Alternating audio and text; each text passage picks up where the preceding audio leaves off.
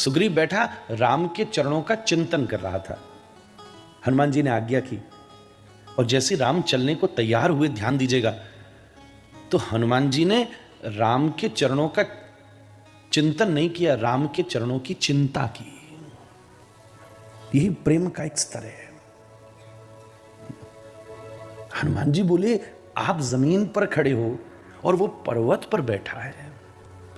अभी मैं ये तो नहीं कर सकता कि वो यहां आए, क्योंकि अगर वो यहां लाने जैसी मनस्थिति में होता तो वहीं नहीं छुपा बैठा होता। इसलिए विनती तो मुझे आपसे करनी पड़ेगी कि प्रभु आप ही उस तक चलो, पर आप नंगे चरण चलो, इस पर्वत पर चढ़ो, ये बर्दाश्त मैं नहीं कर सकता।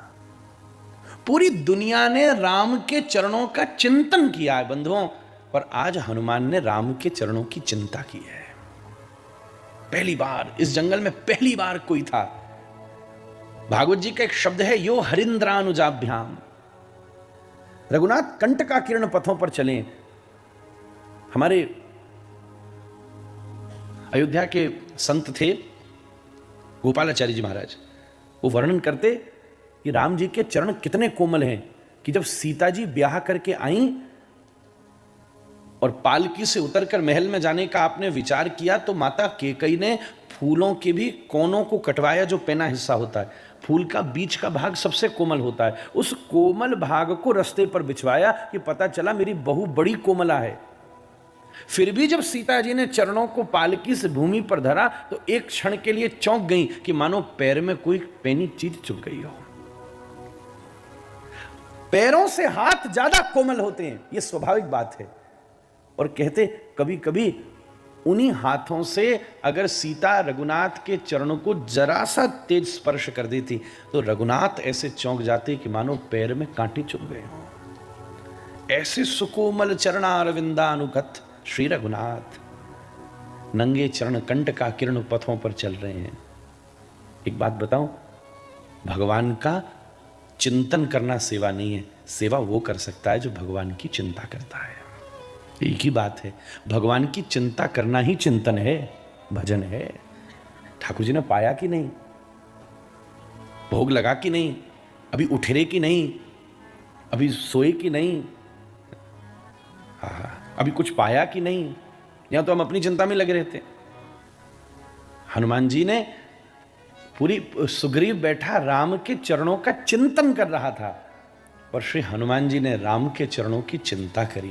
बोले सुनिए, रुकिए, एक काम करो प्रभु, ऐसे नहीं ले जाऊंगा, मेरी भी कुछ शर्त है। बीच में मिलाने वाला आदमी आजकल होता है ना कि मुझे कमीशन चाहिए भाई। हनुमान जी बोले अगर मैं और सुग्रीव की आपकी पार्टनरशिप करा रहा हूं तो इस पार्टनरशिप के पीछे मुझे कमीशन चाहिए भाई। राम जी बोले क्या कमीशन चाहिए? बोले एक ही कमीशन चाहिए कि इस अवतार में आप गरुण को नहीं बुलाएंगे, गरुण की जगह हनुमान आपकी सेवा में रहेगा। किसी भी विष्णु मंदिर में जाइए, गरुण सामने बैठे रहते हैं, पर जब रघुनाथ बैठते हैं तो गरुण की जरूरत नहीं पड़ती, चरणों में हनुमान बैठते हैं। प्रभु एक ही कमीशन चाहिए, क्या आप कहो तो मेरे कंधा पे ऐसा है, वैसे तो आप साक्षात परब्रह्म हो, पर मैंने देखा है बचपन में महाराज दशरथ आपको गोदी में उठाया करते थे, तो मेरी इच्छा है कि मैं भी आपको कंधे पर ले जाऊं। राम जी बोले अब प्रेरणा जिस बात से ले रहे हो आचरण दूसरा कर रहे हो, क्यों? बोले महाराज दशरथ अगर गोदी में उठाते थे तो तुम भी गोदी में उठाओ, फिर कंधे पर क्यों बिठा रहे हो? तो हनुमान जी बोले इसमें एक अंतर है महाराज, गोदी पर उठाने वाले की जिम्मेदारी होती है और कंधे पर बैठने वाले की जिम्मेदारी होती है। गोदी से कोई गिर जाए तो आदमी कहता है क्यों नहीं पकड़ा ठीक से, और कंधे से कोई गिर जाए तो उसको कहता तू मेरा बढ़िया से पकड़ के रखता, मैं तो तुझे उठा रखा था, यही कम बात है क्या? कहने का मतलब है हनुमान जी कहते प्रभु मैं आपकी जिम्मेदारी नहीं ले सकता, आप ही मेरी जिम्मेदारी लो।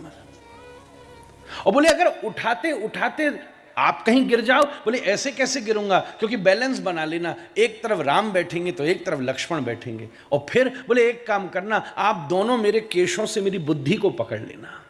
कहने का मतलब यह है कि जिसने एक कंधे पर गुरु को बिठा लिया और एक कंधे पर गोविंद को बिठा लिया और गुरु गोविंद ने जिसकी बुद्धि पकड़ ली हो, क्या जीवन में वो कभी पतनशील हो सकता है? कभी नहीं। तब हनुमान जी पर्वत चढ़े हैं, तब जीवन सदा ऊंचाई की तरफ ही चढ़ता है। कहा प्रभु मैं आपके चरणों की चिंता करूं, आपको पैदल नहीं चलने दूंगा।